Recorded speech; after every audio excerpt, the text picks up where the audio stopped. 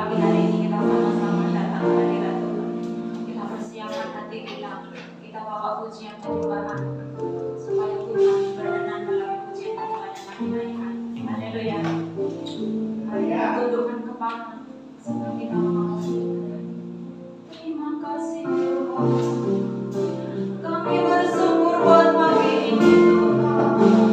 Kami mau datang ke Engkau sendiri tengah-tengah kami. Lawan setiap kami pagi ini Tuhan.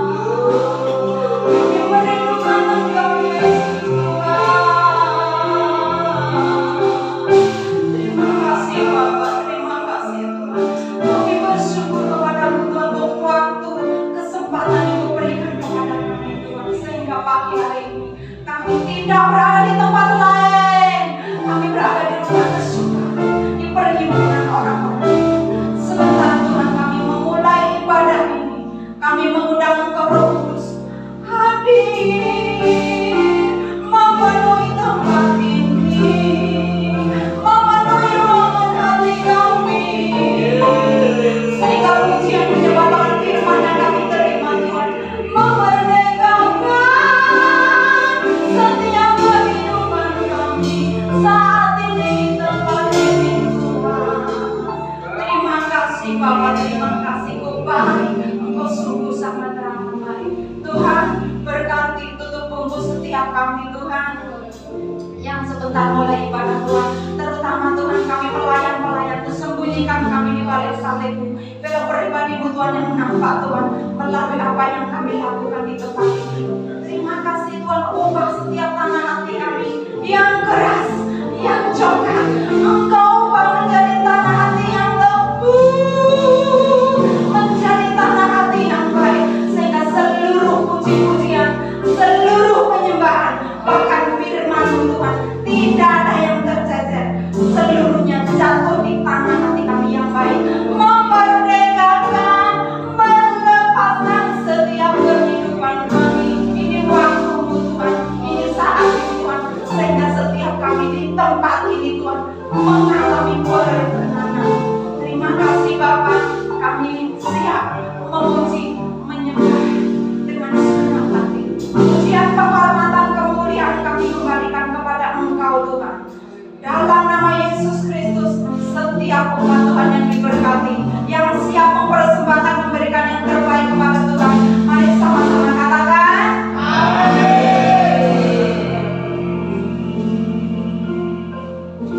Bawa setiap hati kita, apapun yang terjadi, bawa hati, tolong aku Roh Kudus, supaya langkah-langkah semakin kagum dan hormat akan Engkau Tuhan.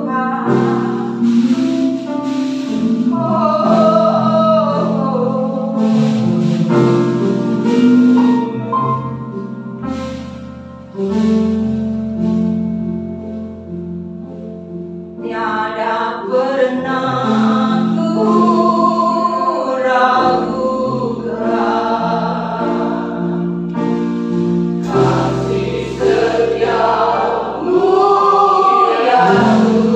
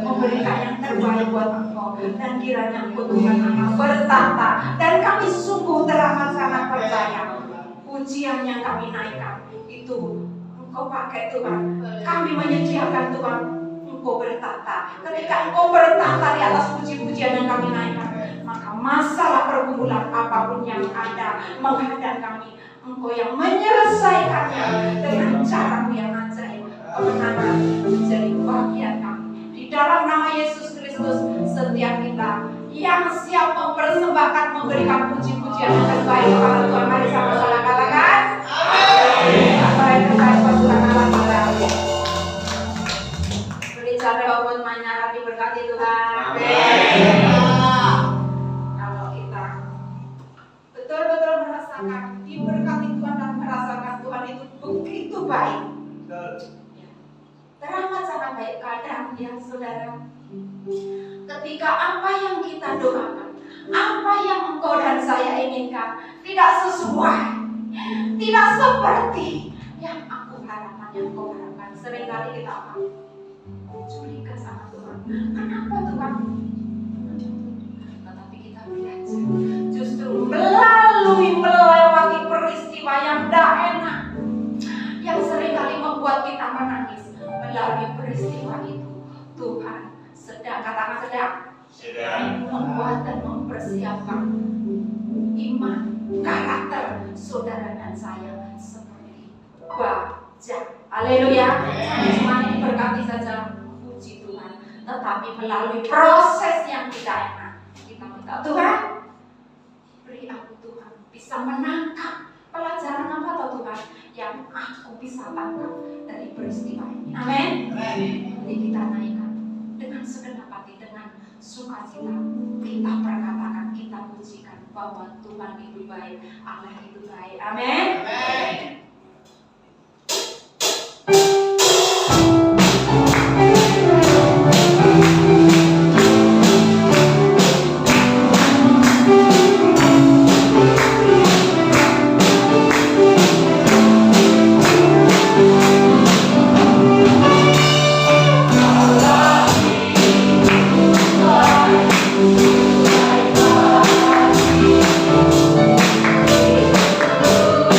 Ah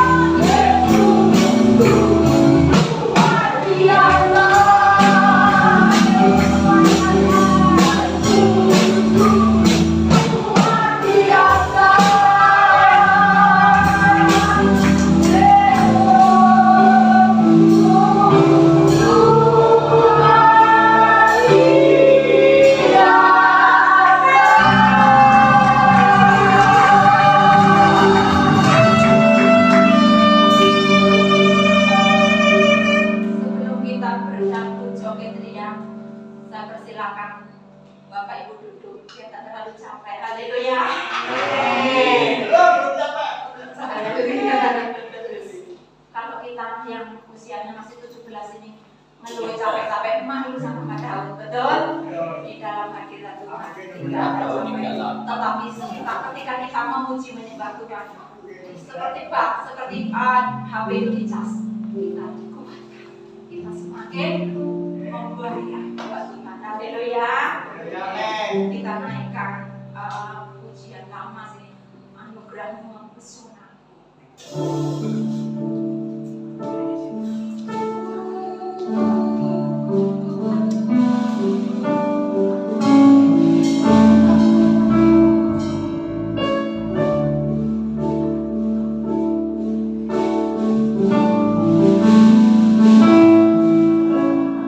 Tuhan, kau sungguh besar.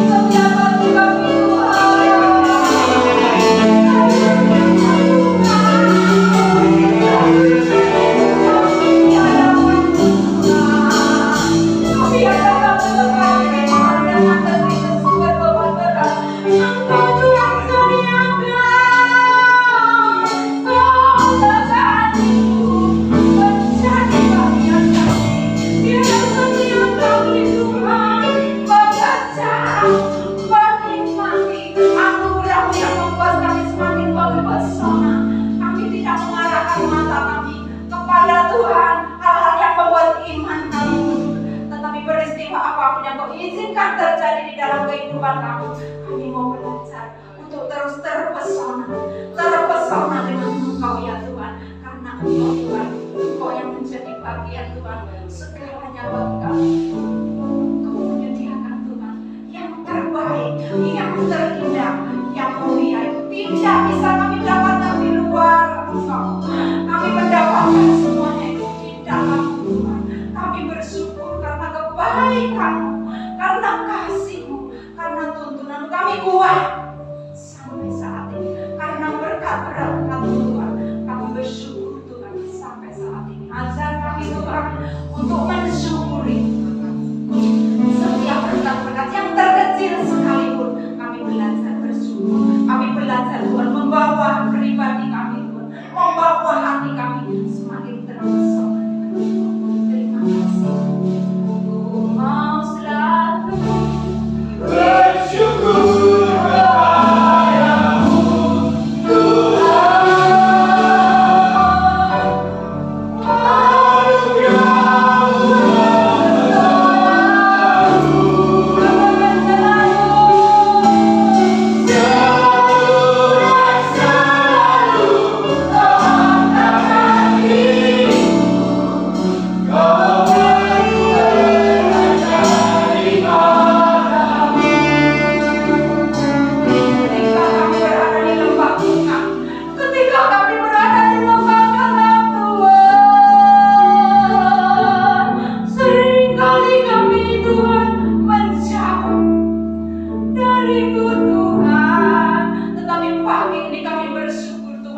Melalui hal-hal yang tidak enak itu Tuhan, Engkau sedang memproses setiap pribadi kami, membawa kehidupan kami semakin terpesona. Bukan sekedar berkat-berkat-Mu yang kami nantikan, tetapi melalui peristiwa yang tidak enak kami belajar untuk bersyukur semua itu.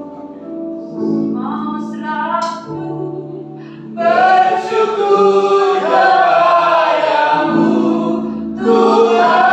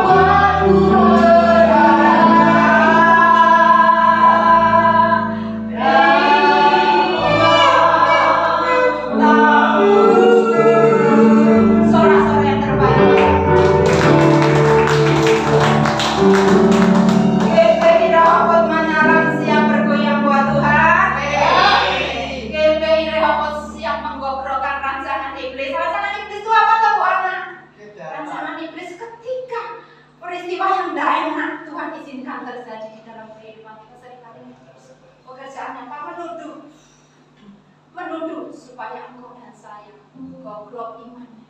Tetapi rancangan Tuhan seperti dari awal tadi kita naikkan 1.000 berdebat di sisi kita, 10.000 boleh di sebelah kanan kita, tetapi ada jaminan kemenangan buat saudara dan saya yang saat ini berada di perhimpunan orang-orang benar. Amin.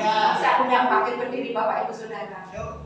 Kita berdangdut lagu lama ini, hitam atau putih. Kulit kita boleh warnanya hitam, boleh rambut kita boleh keriting, kriwel-kriwel boleh lurus, tetapi di mata Tuhan semua sama. Karena Tuhan melihat apa? Hati. Haleluya. Amin.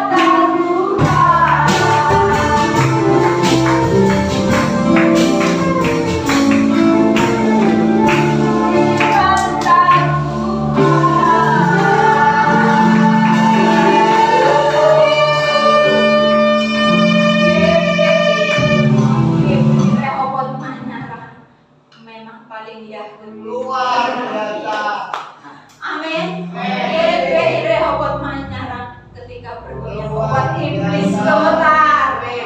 Iblis di mana letaknya Bapak Ibu Saudara? Di bawah telapak kaki kita. Makanya yang namanya pergumulan tidak untuk direnungkan, tetapi pergumulan itu membawa saudara dan saya semakin mendekat kepada Tuhan Yesus mengasihimu. Tuhan Yesus mencintai-Mu. Datang kepada Tuhannya.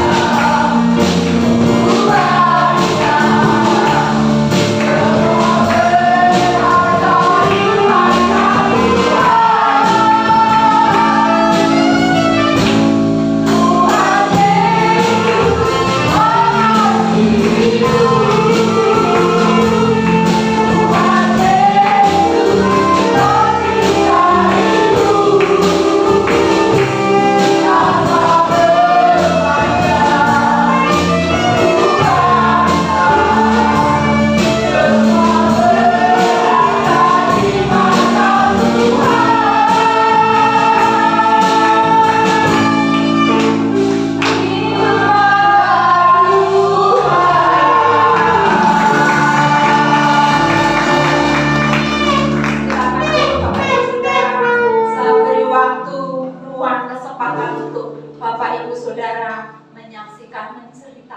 hanya Tuhan. Saudara, sekecil apapun pertolongan Tuhan itu harus kita ceritakan. Untuk apa Bu Ana? Supaya nama Tuhan dipermuliakan. Saudara dan saya ketika ditolong Tuhan gelendeng wae, you know gelendeng, menang wae, itu mencuri kemuliaan. Tetapi ya, sekecil apapun pertolongan Tuhan itu wajib, katakan wajib, wajib kita ceritakan supaya orang yang mendengar kesaksian saudara dan saya imannya dikuatkan, imannya dibangkitkan, diberkati. Haleluya. Ada yang mau bersaksi?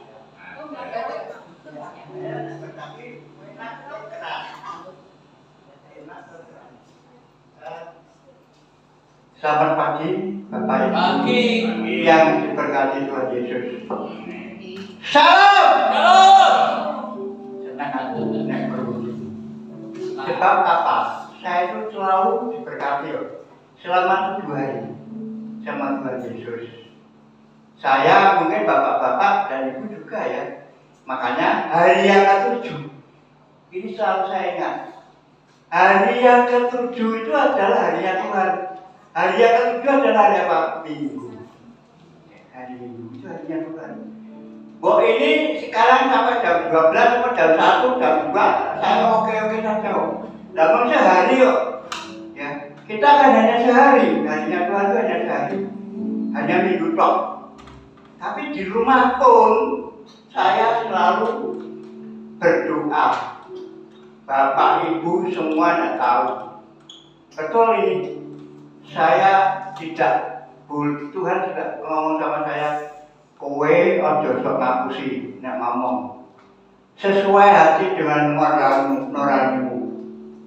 Saya tidak main-main, omongan saya ini betul-betul terjadi. Terjadinya bagaimana?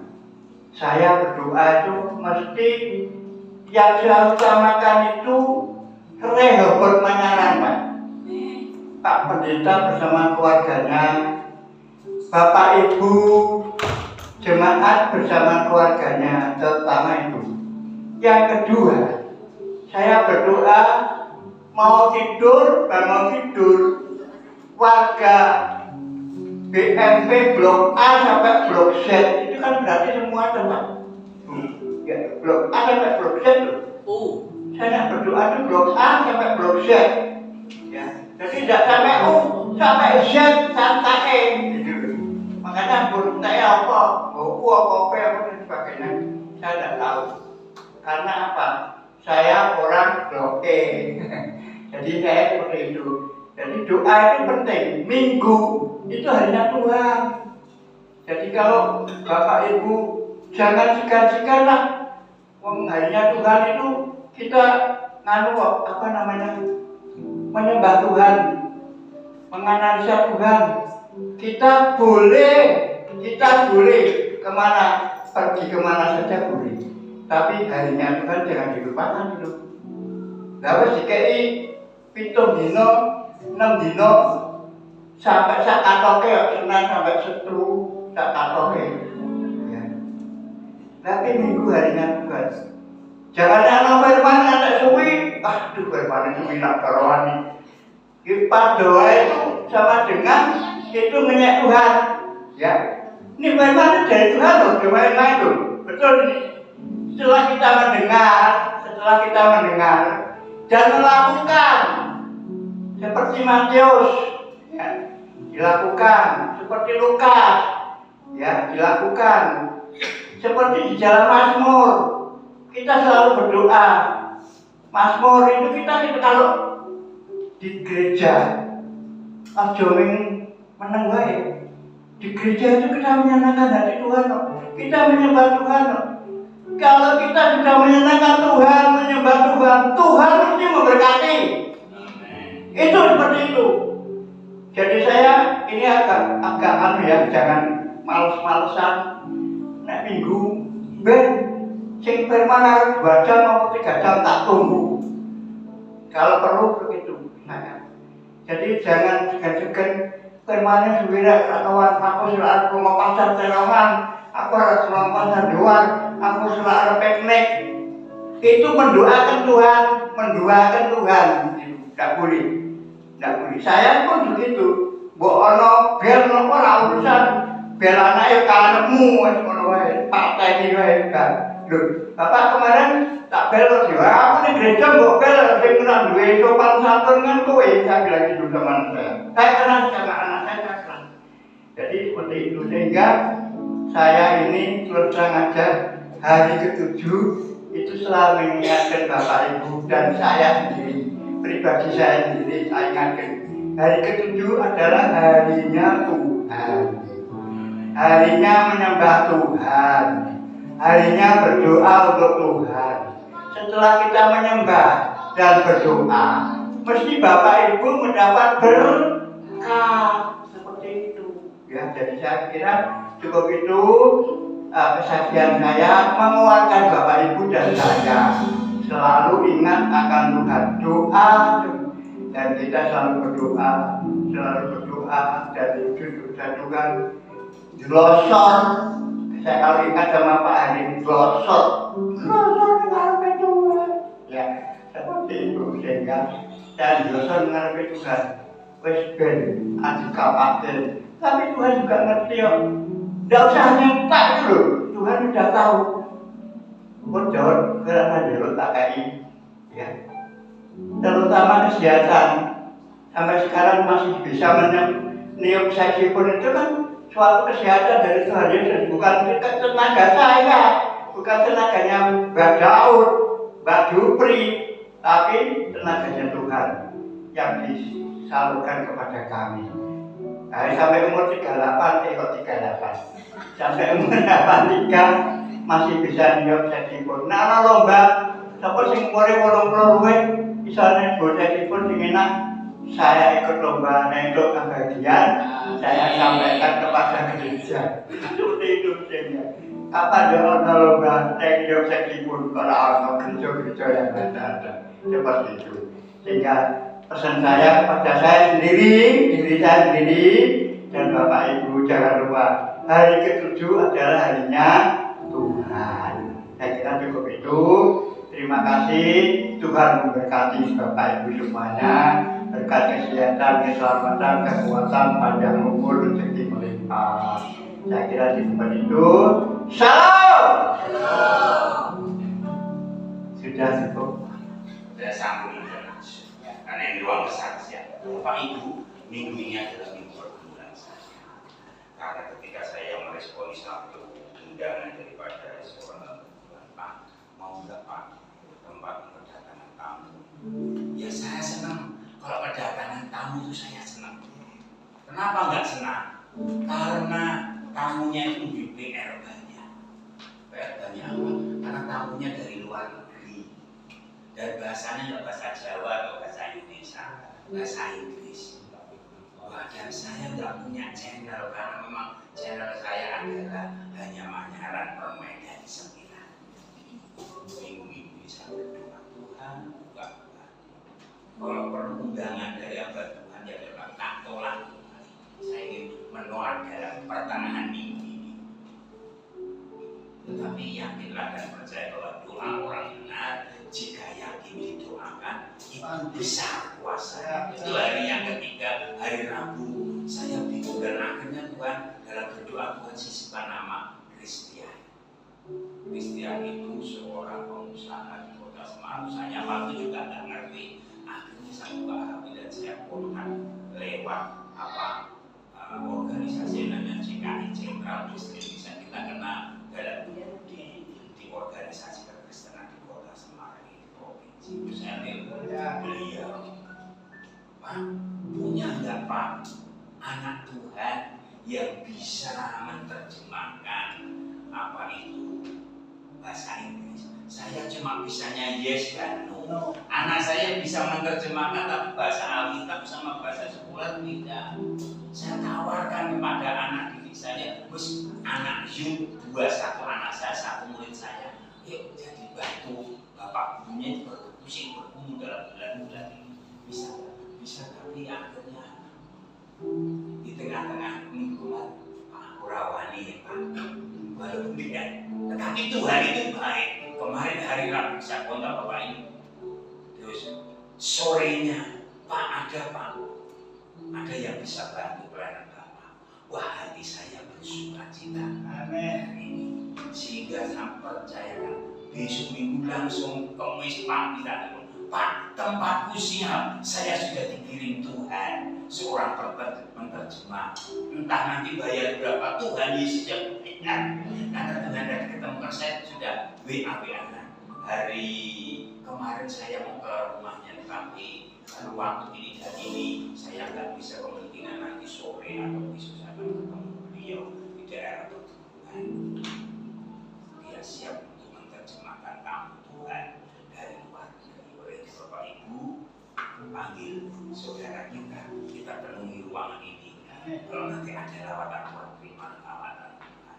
Karena saya sudah dilawat Tuhan, saya nggak bisa sudah cari ini kira-kira bisa, tetapi angkat tangan. Bisa Pak, kira-kira main bayar piro? Tak bayar seluruh kelengkapan senjata Allah pasti bayar. Tapi hari ini saya ajak Tuhan lewat doa ketika saya berdoa di sini dan Tuhan semakan nama satu orang itu dan satu orang itu semakan kepada orang dan orangnya bisa membantu pergumulan kita. Jadi ini satu berkat di minggu hari ini, mungkin bukan berkat uang, mungkin bukan berkat kesehatan, tapi Tuhan itu tahu pergumulan gereja. Dan kalau nanti hamba Tuhan yang dikirim, saya tidak percaya lu akan terima lawatan Tuhan. Ya. Karena bukan kebetulan kalau kita ini gereja Manyar tidak ada sejarahnya terima seorang hamba Tuhan dari luar negeri. Terima ya bisa kan terima, tapi masalahnya nanti bahasa roh yang keluar akhirnya nggak tahu. Tetapi kalau bahasa manusia ada penerjemahnya, itu Tuhan sendiri. Olehnya saya yakin pasti kita akan diberkati. Bahkan pagi hari ini pun kita ditemukan sudah berapa tahun kita datang pagi 23 tahun dan hari ini bisa ketemu lewat teman saya yang di belakang namanya Pak Sandi pertemukan.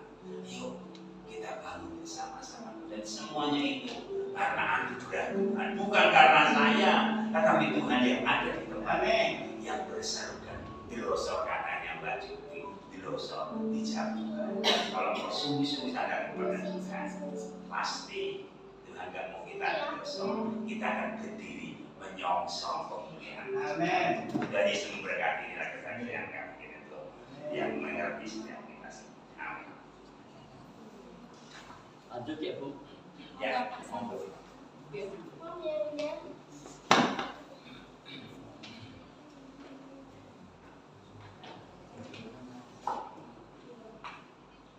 Terima kasih Pak Tri Musrika.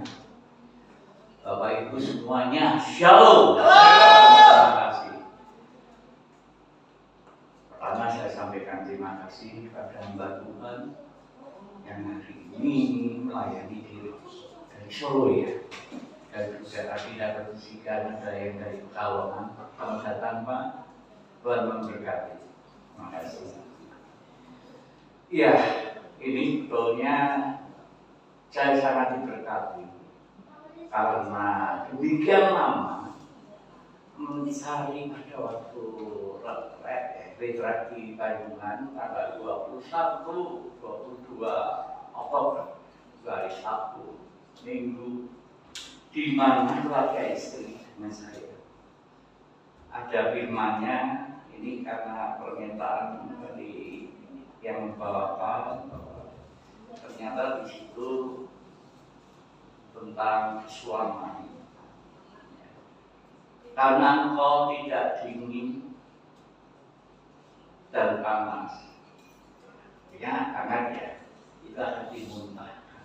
Mencari itu tuh baru kemarin ada di Twitter. Jadi apa ya?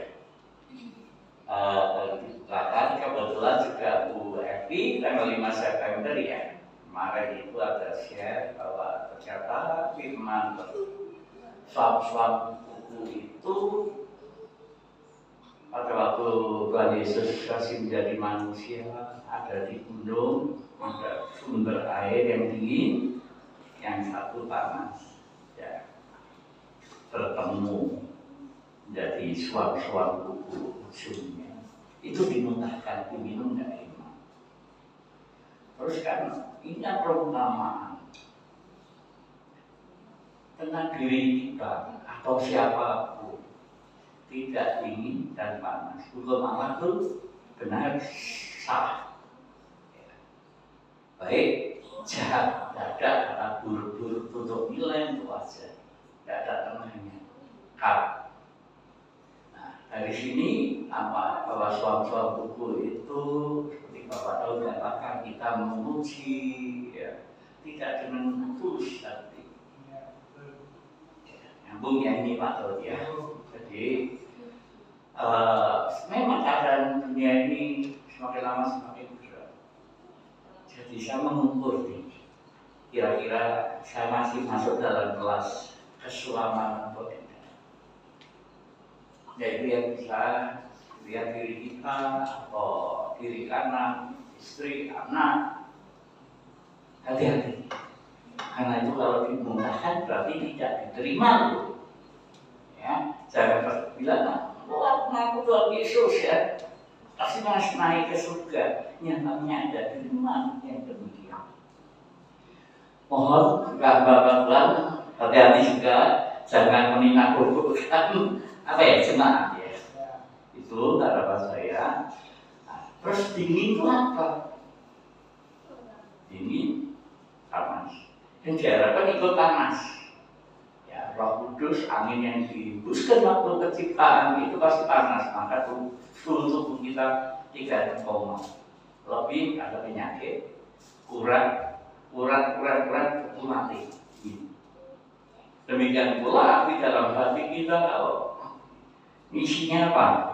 Roh Allah.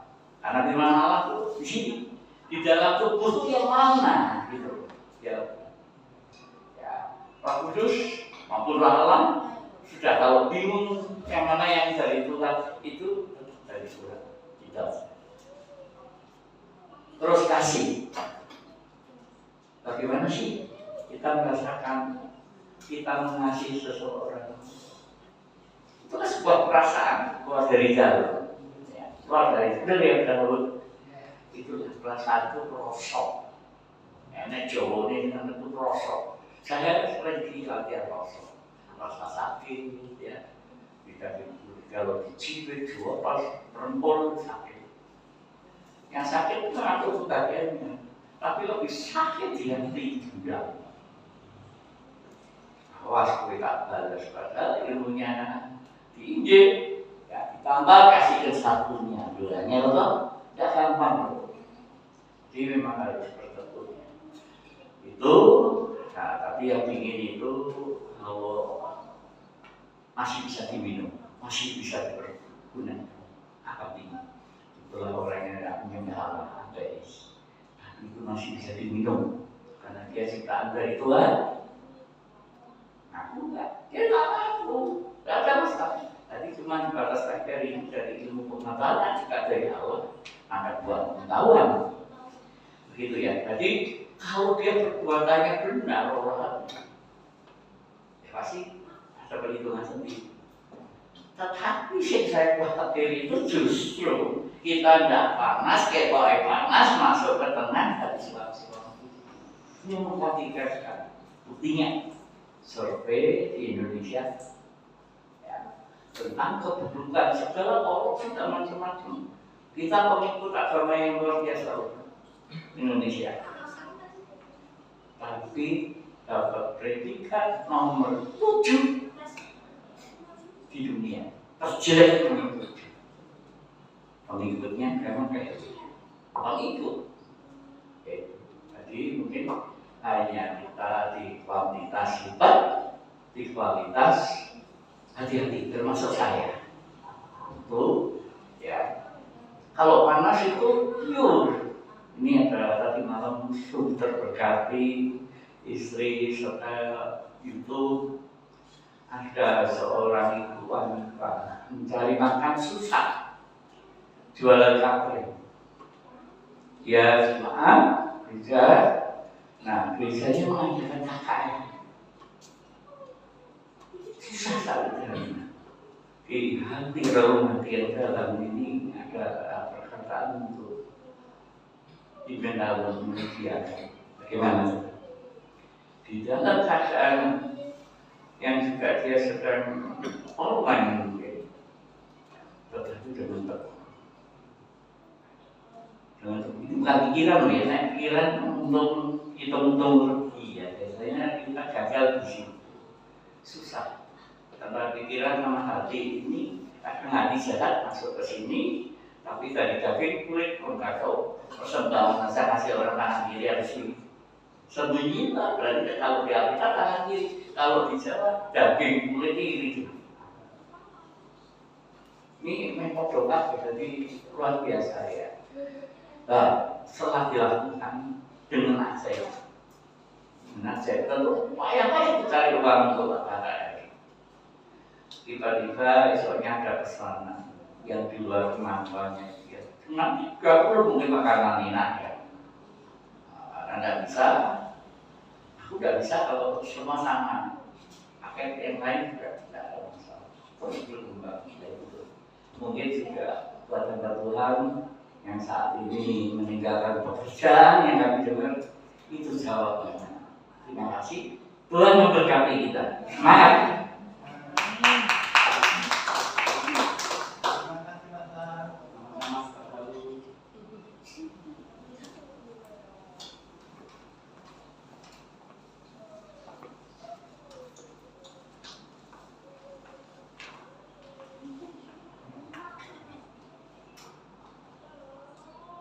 Dan Bapak Ibu Saudara untuk bangkit berdiri, kita persiapkan hati kita untuk menerima yang terbaik, yaitu apa? Firman Tuhan.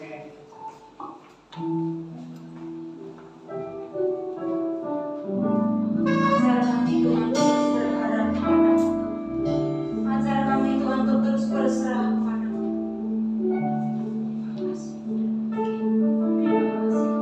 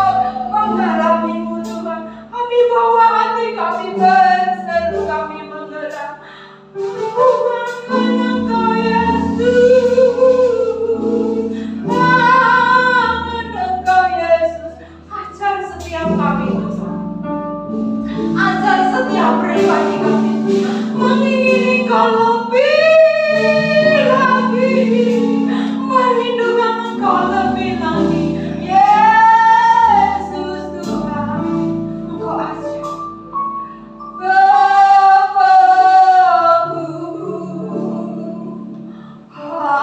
Bapakku ajaib, saudara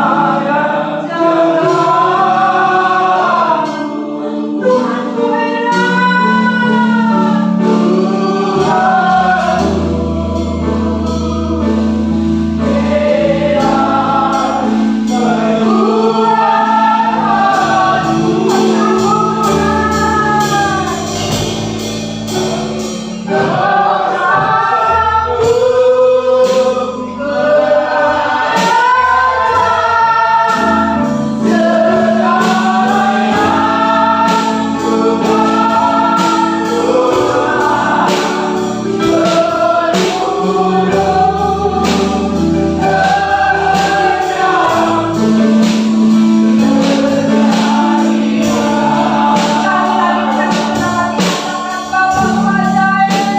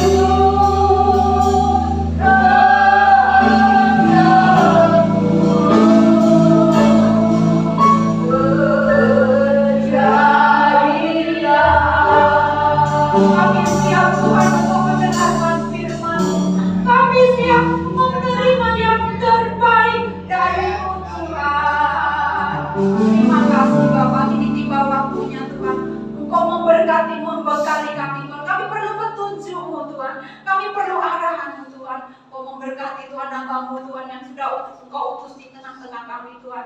Biarlah seluruh kebenaran firman yang disampaikan itu bersumber dari Engkau ya Tuhan. Terima kasih, sembunyikan hambamu di balik salibmu dan lawatanmu buat setiap kami. Sehingga setiap kulir firman yang kami terima pagi menjelang siang memerdekakan seluruh kehidupan kami.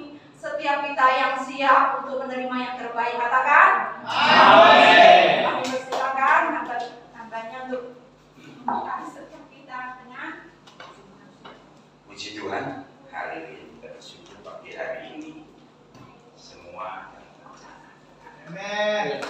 Semua dalam ketetapan dan otoritas Tuhan. Hari ini kita bersyukur kita datang Tuhan dari jauh, di waktu dan kesempatannya apa dan bagaimana dengan ruang yang berbeda. Monggo Bapak Manuel. Amin.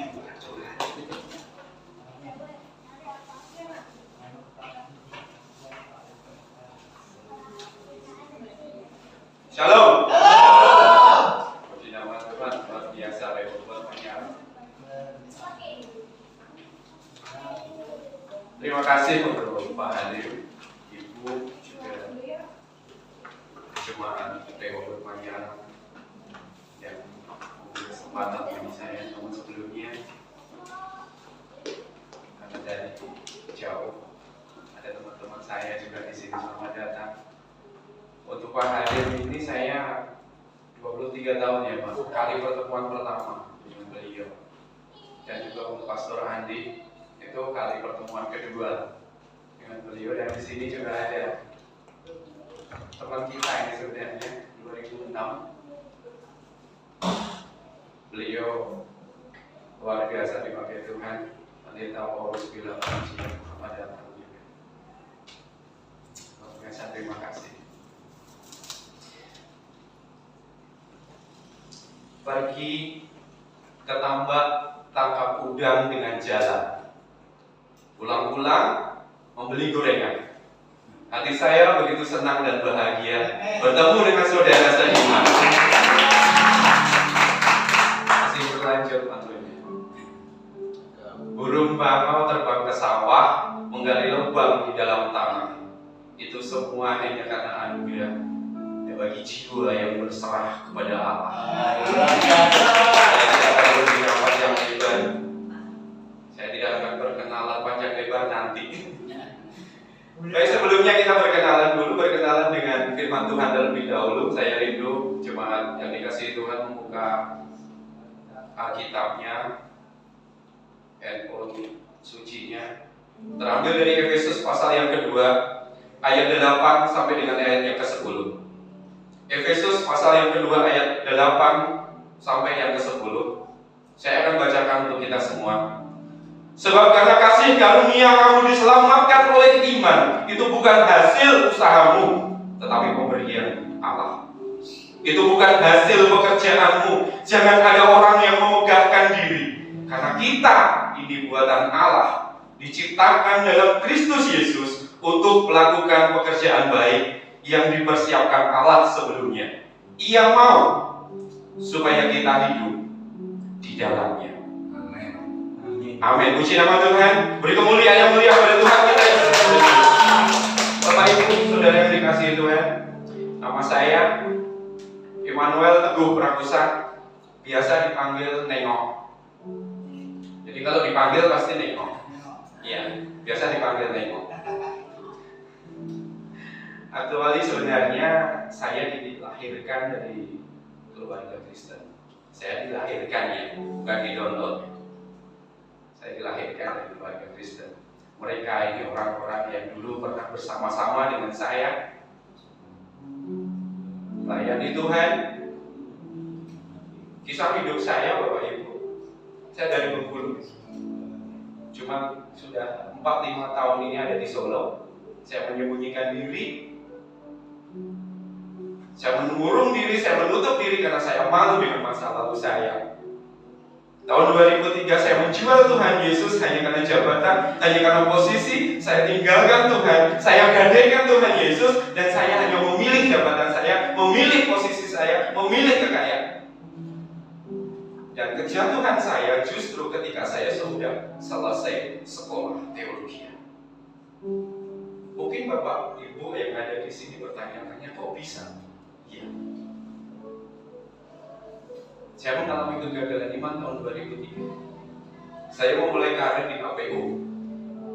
Lalu saya mendapatkan posisi dan sebagainya. Saya mantan ajudan bupati di sana di Kabupaten Bengkulu Utara. Hidup dengan segala kemewahan, hidup dengan segala kelimpahan, hidup dengan segala materi yang saya punya. Ketika itu saya melupakan Tuhan. Saya menjadi seorang Muslim yang taat. Saya menjadi seorang Muslim 16 tahun Bapak Ibu. Saya menjalani kehidupan saya sebagai seorang Muslim. 2001 saya berjuang bersama beliau-beliau. Kami satu kampus 4 tahun kami melayani Tuhan bersama-sama dengan mereka. Mereka masih tetap setia kepada panggilan Tuhan, luar biasa. Saya salut, saya angkat topi kepada Pastor Andi, kepada saudara saya, Paulus bilang. Mereka masih setia, orang-orang yang setia di hadapan Tuhan. Tetapi saya waktu itu, saya tinggalkan Tuhan. Saya menjalani kehidupan saya menjadi seorang Muslim.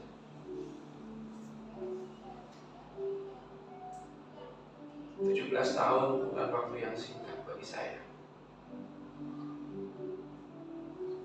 Saya kehilangan damai sejahtera.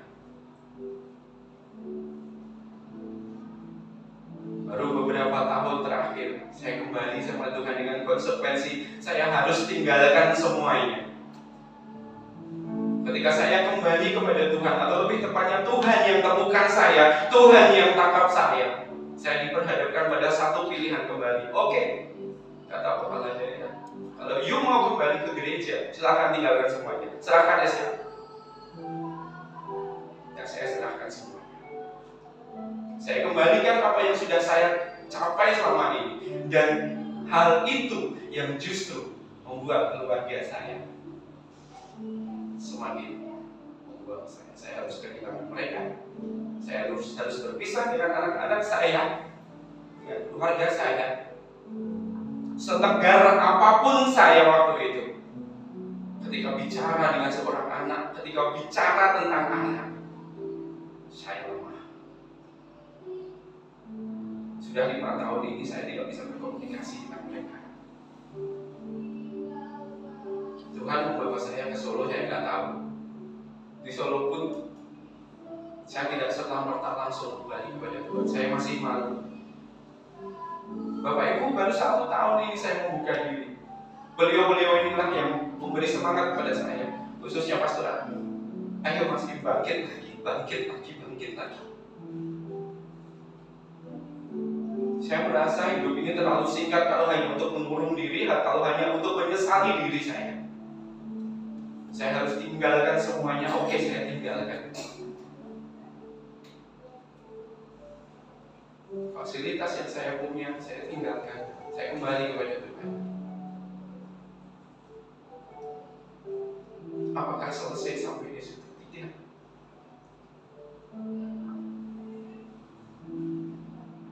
Saya harus tetap komit, saya harus tetap survive seperti itu. Bapak Ibu Saudara yang dikasihi Tuhan, itu sekilas perjalanan hidup saya. Kalau saya ceritakan di sini, tidak akan selesai dalam 2 jam Pak Daud. Jadi mungkin kita bikin buku aja besok.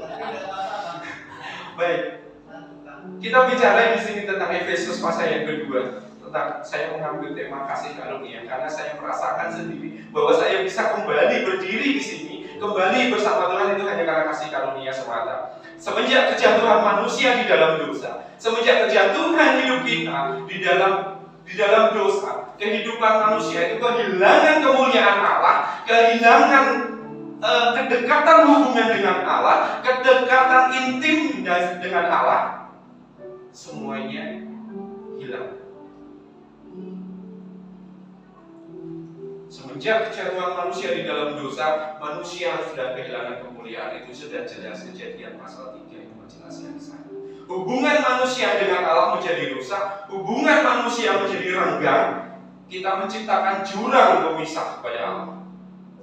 Dan manusia tidak punya kuasa untuk membuat jembatan. Manusia tidak punya kuasa untuk membuat jurang itu bisa terhubung.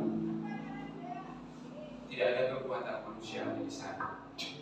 Namun Allah yang punya inisiatif, Allah yang punya inisiatif memperbaiki jalan yang rusak itu, sehingga jurang pemisah kita dengan Allah itu bisa dipersatukan di dalam Yesus Kristus dalam dunia melalui kematiannya di kayu salib. Itulah kasih karunia yang besar dalam hidup kita. Karena begitu besar kasih Allah itu akan dunia ini.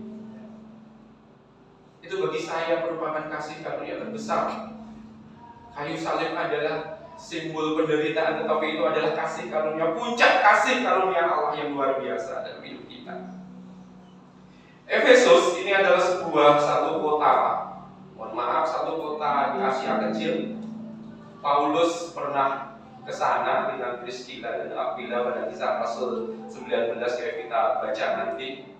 Paulus pernah tinggal di Efesus, pernah mengabarkan Injil keselamatan di Efesus, dan Paulus mengetahui bahwa di kisah Rasul 19 itu, Paulus mengetahui bahwa di Efesus ini marak sekali penyembahan kuil Artemis, marak sekali penyembahan berhala, dan dengan agama kaisar pada saat itu. Jadi Paulus tahu betul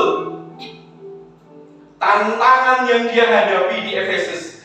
Paulus tahu betul hambatan yang akan dia hadapi di Efesus. Bukan hanya soal penyembahan berhala, bukan hanya soal penyembahan Artemis, tetapi juga tekanan dari penguasa, tekanan dari Kaisar Romawi pada saat itu.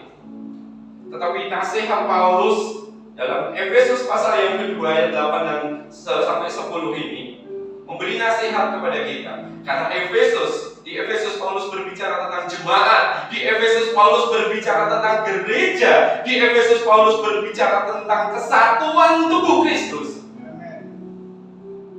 Dia menasihatkan kepada saya dan kepada saudara bahwa yang pertama adalah manusia itu diselamatkan karena iman. Ayat ke-8, sebab karena kasih karunia kamu diselamatkan oleh iman. Itu bukan hasil usahamu, tetapi pemberian Allah. Manusia diselamatkan karena iman. Bapak Ibu pernah mendengar? Ya, ada sebuah kisah. Ada seorang bapak-bapak namanya Pak Sabar menghadiri sebuah kebaktian kebangunan rohani di sebuah gereja besar. Pak Sabar ini orang yang buta dari lahir, dia tidak bisa melihat. Ketika selesai kebaktian, Pak Sabar ini maju ke depan. Karena ada tantangan iman, dia bilang kepada Bapak Pendeta, Pak Pendeta, saya mohon didoakan. Pak Pendetanya turun, dia melihat Bapak ini buta. Pak Sabar, siapa nama Bapak? Nama saya Pak Sabar. Baik, apa yang perlu saya doakan Bapak? Pendeta itu bertanya, Pak Sabar menjawab, tolong doakan, sembuhkan saya, mata saya bisa melihat. Mata saya bisa melihat lagi. Terus kemudian Pak Pendetanya bertanya, baik Bapak, sebelum saya doakan Pak Sabar, saya bertanya dulu, Bapak kesini tadi dengan apa? Saya kesini dengan naik motor, dengan iman katanya. Saya naik kesini pakai motor dengan iman. Luar biasa, Pak Pendeta ini berkata, luar biasa Pak Sabar, dengan iman juga mata Bapak akan bisa sembuh. Benar Pak Pendeta, benar, dengan iman Bapak bisa sembuh. Lalu kemudian dia senang-senang, oh terima kasih Pak Pendeta. Lalu dia menoleh ke belakang, iman sini nak. Ternyata dia iman itu adalah nama anaknya. Kenapa nak kamu nggak bilang kalau kamu bisa menyembuhkan Bapak? Saudara yang dikasihi Tuhan, maksud saya, kadang-kadang kita itu berbeda dalam menyikapi iman dalam kehidupan kita. Kadang kita berbeda dalam menyikapi iman yang sudah ada di dalam hidup kita. Kita sadar betul bahwa kita diselamatkan karena iman. Ada dua nuansa kejadian yang Paulus tunjukkan untuk jemaat di Efesus, juga untuk saya dan untuk saudara, bahwa jika keselamatan itu bukan hasil usaha manusia, tetapi pemberian Allah. Ada kontras yang disandingkan di sini antara usaha manusia versus gift dari God, pemberian Allah. Ada dua kontras yang disandingkan. Paulus menyandingkan ini bahwasanya dia ingin menunjukkan, sekaligus ini menjadi proklaim dari Paulus, bahwa manusia, bahwa jemaat di Efesus, orang-orang percaya di Efesus itu diselamatkan hanya karena iman, bukan hasil usaha manusia. Itu hanya karena pemberian Allah semata. Betapapun benar kenyataannya bahwa kita sampai pada titik percaya itu karena anugerah yang mendahului atau yang menyebabkannya. Berarti manusia itu dapat percaya kepada Yesus Kristus dan menerima keselamatan itu hanya karena anugerah semata. Sampai di sini clear dan jelas bahwa manusia diselamatkan karena iman. Pertanyaannya adalah, sampai di mana kita beriman dan meyakini keselamatan kita? Atau terkadang kita masih meragukan karya ajaib Tuhan. Penderitaan Yesus di kayu salib itulah puncak kasih karunia Allah yang dinyatakan. Sejarah mencatat bahwa kayu yang dipakai itu bukan kayu yang sudah dipahat halus. Kayu salib yang dipakai, sejarah Romawi itu mencatat bahwasanya kayu yang dipakai untuk para penyamun, untuk para pencuri, untuk orang-orang yang disalibkan itu bukan kayu yang sudah halus, yang sudah dipahat, yang sudah sedemikian rupa. Bukan. Bahkan King James Version menerjemahkan kayu di situ sebagai pohon. Artinya kayu yang di situ ada sebagai kayu yang masih kasar. Coba bayangkan tubuh manusia Yesus ketika punggungnya bergesekan dengan kayu yang cukup kasar itu. Bilur-bilur itu luka dan cambuk. Dari prajurit-prajurit Romawi itu memiliki kait pada setiap ujungnya. Ketika cambuk itu dicambukkan kepada siapapun itu, ada daging yang terkelupas. Itu bisa bayangkan kepada kita semua bagaimana perasaan, bagaimana rasanya ketika tubuh yang sudah lemah, tubuh yang sudah berbalut luka-luka itu harus bergesekan dengan kayu yang masih kasar. Dan tradisi salib sebenarnya, tradisi salib di Romawi itu ternyata horizontalnya itu ada di depan dan vertikalnya ada di belakang. Jadi horizontalnya itu ada di depan, vertikalnya ada di belakang. Itu salib Romawi. Maksudnya bagaimana? Bapak Ibu bisa bayangkan ketika tangan kemanusiaan Tuhan itu ditarik, dipaku, urat-uratnya itu tertarik, dan itu merupakan puncak masa sakit ketika setiap helaan nafas Tuhan Yesus keluar darah di situ. Dia rela menderita karena salib itu untuk siapa? Untuk saya, untuk saudara. Amin. Kita diselamatkan karena iman, bukan usaha manusia. Masihkah kita ragu akan keselamatan itu? Masihkah kita ragu akan pemberian Allah itu? Kita diselamatkan karena iman semata. Iman Kristen adalah iman yang bergerak. Iman Kristen adalah iman yang aktif. Iman Kristen adalah iman yang memiliki goal, memiliki tujuan. Iman Kristen adalah iman yang punya evaluasi, punya value, punya nilai. Iman Kristen adalah real. Iman Kristen itu aktif. Iman Kristen itu punya keputusan yang tepat. Itulah saya menerjemahkan iman dalam kehidupan kita. Kalau kita baca Ibrani 11 pasal 1, iman adalah bukti. Perhatikan di situ bahwa dasar dari segala sesuatu. Iman itu menjadi bukti dari yang tidak kita lihat. Pahami kata bukti yang tidak kita lihat. Garis bawahi itu. Kalau kita bahas ini, sekali lagi analogi iman ini 2 jam nggak akan selesai. Keselamatan bukan hasil usaha manusia, bukan hasil perbuatan baik manusia, bukan berdasarkan keberadaan hidup manusia, tetapi murni pemberian Allah. Kita diselamatkan karena iman. Yang kedua, keselamatan bukan untuk memegahkan diri.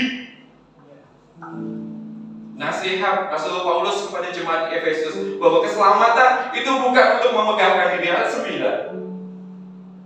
Itu bukan hasil pekerjaanmu. Jangan ada orang yang memegahkan diri. Kata memegahkan diri itu adalah kata tiskausesetai. Tiskausesetai atau artinya itu memegahkan diri atas usaha, sesuatu atas usaha. Jadi Paulus menyandingkan ini, menyamakan kata memegahkan diri itu adalah sama dengan penyembahan berhala. Ingat, di Efesus marak sekali penyembahan kuil Artemis. Ketika orang di Efesus menyembah kuil Artemis, mereka sudah mulai percaya, mereka sudah yakin bahwa mereka bisa selamat, bisa melakukan segala sesuatu tanpa campur tangan Tuhan. Makanya menyembah berhala itu disamakan dengan Paulus dengan kata memegahkan diri, kesombongan, keangkuhan. Itulah yang terjadi dalam hidup saya. Ketika dulu saya berasa mampu melakukan segala sesuatu tanpa Tuhan, ketika saya bisa mampu kuat tanpa Tuhan, ketika saya mampu mencukupi segala kebutuhan saya, seolah-olah saya bisa menyelamatkan diri saya. Bapak Ibu yang dikasihi Tuhan, saya hampir umroh tahun 2013 itu.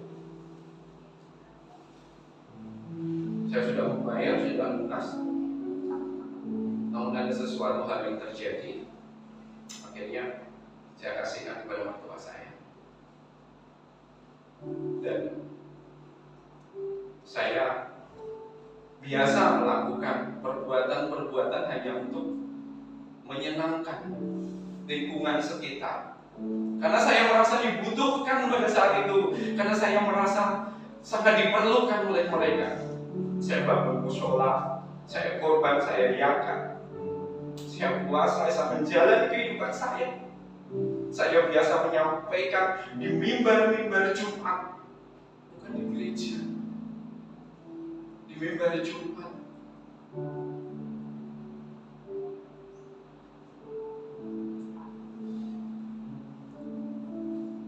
Saya hidup kehilangan damai sejahtera, merasa mampu sendirian, merasa kuat.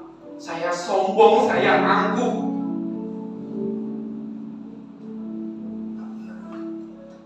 Saat ini kebenaran firman Tuhan seolah membuka mata hati rohani saya, bahwa tidak ada alasan untuk saya itu bermegah, tidak ada alasan untuk saya itu merasa mampu, bahwa semuanya hanya karena kasih karunia semata. Keselamatan bukan untuk memegahkan diri, bukan untuk menyombongkan diri, tetapi justru kita bangga memaknakan keselamatan itu kepada orang yang belum mengenal, kepada orang yang mungkin memang tidak mengenal. Urusan mereka percaya atau tidak, itu biarlah mereka yang berperkara dengan Tuhan.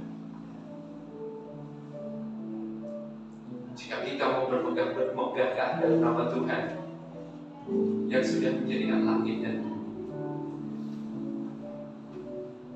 keselamatan bukan untuk memegahkan diri. Sebenarnya dalam keyakinan saya dulu, dalam keyakinan tetangga sebelah ya, secara eksplisit, bahkan secara implisit itu juga tertulis, juga seringkali menjadi doa-doa harian. Ketika apa itu?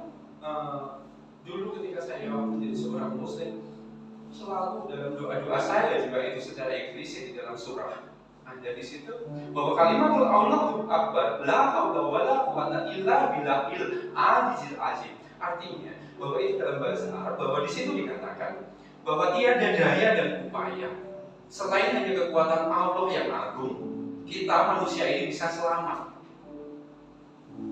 Sebenarnya konsepnya itu seperti itu, tetapi dengan pemahaman yang berbeda. Saya pun pada saat itu memahami itu pun berbeda. Kalimatul Quran, kalimatul Allahu Akbar, la haula wala quwwata, itu menyampaikan bahwa kita itu sebenarnya tidak ada daya dan upaya selain hanya kekuatan Allah SWT. Tetapi hal itu memiliki konsep yang berbeda. Keselamatan bukan hasil manusia dan bukan untuk memegahkan diri. Kita sudah disediakan jalan keselamatan yang sudah jelas pasti di dalam Yesus Kristus. Tuhan berkata, akulah jalan keselamatan dan hidup dan sebagainya.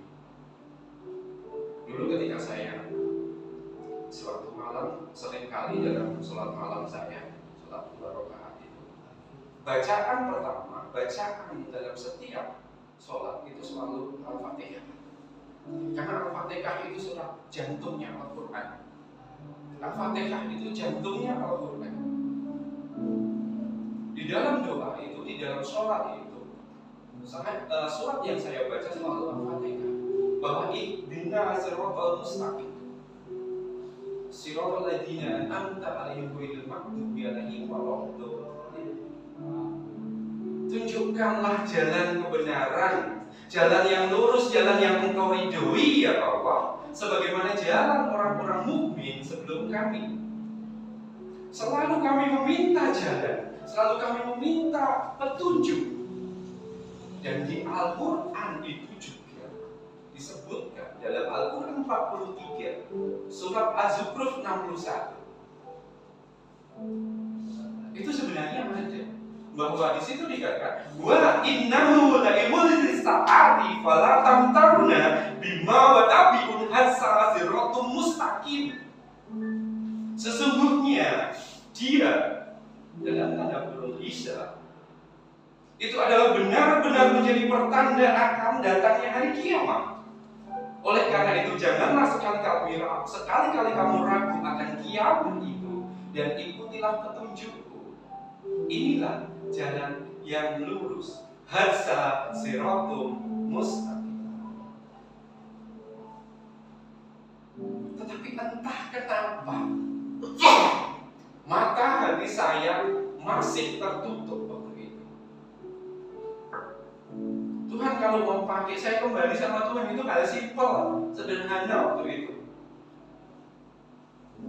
Ketika Tuhan panggil saya lagi, itu hanya karena masalah nama, Bapak Ibu. Ketika saya itu menjadi Muslim, nama saya itu saya hilangkan Immanuel itu. Padahal Immanuel itu nama dari kecil, nama pemberian orang tua saya. Jadi Immanuel Teguh Prakosa itu saya hilangkan Immanuelnya, yang ada cuma Teguh Prakosa, SK segala macam semuanya. Akte bahkan saya ganti, biadab nggak saya waktu itu. Akte loh saya ganti. Akte anak saya itu tertulis Bening Sesa Pranjeska, ayah namanya Teguh Prakosa. Nah, semuanya saya ganti. Saya malu memakai Immanuel. Coba bayangin, saya hamba Tuhan waktu itu, tetapi saya malu memakai nama itu. Saya tinggalkan Tuhan. Saya kalau mengingat perjuangan bersama Pak Harim, Pak Andi, kami bersama-sama berjuang mencari jiwa. Mungkin juga saudara Bella ini merasakan juga 15 jiwa baptisan harus kami perjuangkan. Namun ketika semuanya sudah tercapai, saya pergi begitu saja, tinggalkan semuanya hanya untuk kemewahan. Makanya mereka masih setia di dalam Tuhan. Itu satu tamparan keras buat saya. Mereka juga yang membangkitkan saya. Ayo kembali sama Tuhan.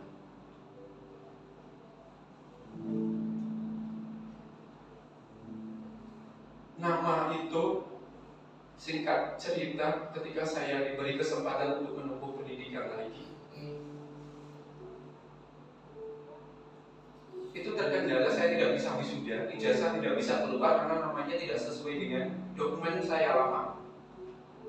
Karena nama mahasiswa saya untuk S1, S2 nya, kemudian saya mengambil S1 lagi, saya mengambil S2 lagi, tetapi dengan nama Teguh Prakosa. Saya minta ijazahnya Teguh Prakosa karena sesuaikan dengan SK dan sebagainya. Oh nggak bisa Pak, ini harus sesuai dengan dokumen lama. Ijazah SD, SMP, SMA, juga S1 saya yang teologi harus sesuai namanya Pak Immanuel. Akhirnya pening saya. Ya udah, saya kembalikan nama itu. Kembalikan nama itu, singkat kisah, karena saya masih punya kedudukan, masih punya link waktu itu, dengan mudah bisa kembali. Akte saya, kakak saya, KTP saya itu kembali. Tetapi agama masih Islam. Agama nggak boleh kembali. Saya waktu itu memang belum kembali. Agama tetap Islam. Nama Immanuel Teguh Prakosa sudah selesai. Terus saya bisa wisuda, saya bisa keluar ijazah. Suatu malam lagi-lagi saya sholat. Sholat itu saya bilang semua bacaan sholat saya. Gak ada satupun yang teringat. Gak ada satupun yang teringat. Saya hanya duduk, saya menangis. Apa yang saya mau baca ya Allah? Apa yang mau saya baca? Saya cuma duduk diam, saya menangis. Yang terngiang-ngiang hanya apa? Nama Immanuel sudah kembali. Nama Immanuel sudah kembali. Cuman itu toh. Rasa ini begitu sukacita, rasa ini begitu damai sejahtera. Timbullah keinginan hati saya untuk kembali kepada Tuhan. Tetapi itu tidak direspon oleh pimpinan, itu tidak direspon oleh keluarga, itu tidak direspon oleh anak-anak dan istri saya. Konsekuensi logis yang harus saya terima, saya harus tinggalkan semuanya. Saya harus tinggalkan posisi saya ketika saya sedang berada di karir saya.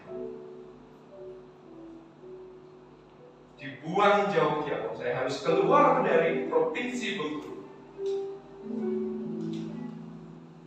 Harus tinggalkan anak-anak saya, harus tinggalkan keluarga saya. Saya sempat mengajak tentang istri saya, gereja, tetapi dia memang tidak bisa. Kalau memang ini keputusan ayah, silakan ayah pergi. Biarkan anak-anak bersama dengan saya. Oke.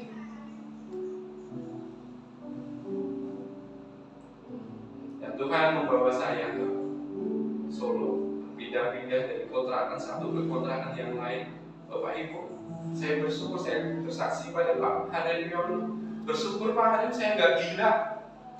Bersyukur saya nggak stres di pinggir-pinggir jalan bawa kaleng-kaleng, nyanyi-nyanyi. Bersyukur saya jatuhnya ibarat kata Pak Pendeta tadi, belosor di hadapan Tuhan. Untungnya saya belosornya di hadapan Tuhan. Seandainya saya belosor di hadapan bupati, mungkin bisa kembali semuanya.